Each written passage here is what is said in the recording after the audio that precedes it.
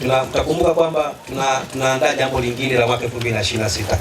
2026 tumeshafanya tathmini ya awali. Naomba tu nitoe tathmini fupi ya awali ya watoto hawa tulionao 2026 kwa kidato cha 4 na kidato cha pili. Mtihani tuliofanya wa kufungua shule ambao tumefanya hivi karibuni, form 2, hali ya ufaulu wa kidato cha pili una 97%. Hii ni ishara njema kwamba tutaenda kufanya vizuri, na hii ni kwa sababu tu ya likizo. Maana wakati tunafunga mwaka tulikuwa na 100% ya ufaulu, na hizi 3% zilizotokea ni kwa sababu ya likizo. Watoto walipokuwa nyumbani pengine hawakuwa na maandalizi ya kutosha.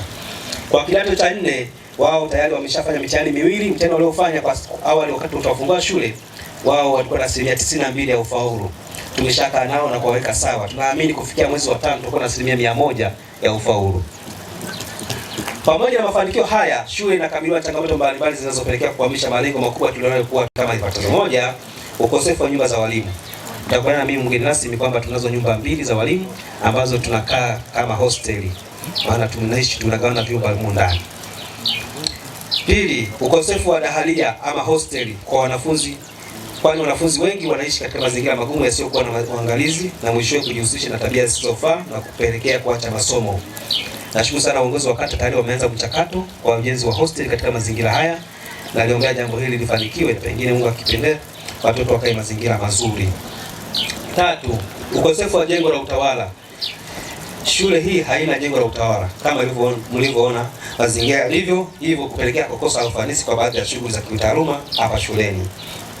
4, uchache wa walimu. Shule inakabiliwa na uchache wa walimu katika masomo ya sanaa, hasa historia, lugha ya Kiingereza na physics.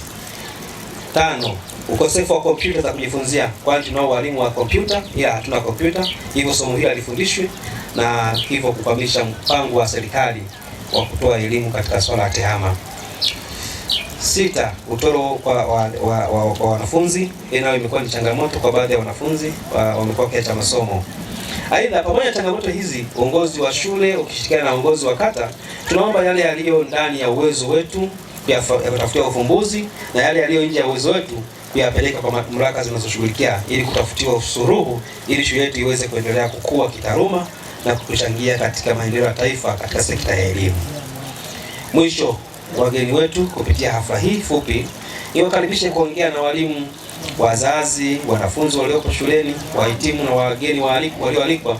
Mwisho wa mawasilisho yenu niombe mgeni rasmi pamoja na viongozi mlioko hapa kuwatunuku tuzo au zawadi mbalimbali kwa watumishi waliofanya vizuri kama itakavyoelezwa hapo baadaye.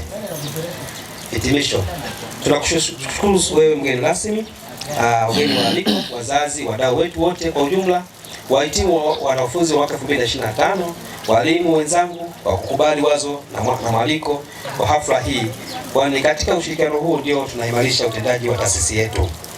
Tunazidi kumwomba Mwenyezi Mungu awajalie afya njema katika utume wenu wa kila siku. Naomba kuwasilisha na imeandaliwa na uongozi wa shule na kuletwa kwenu na mkuu wa shule Mwalimu Benedicto Nobati. Asante.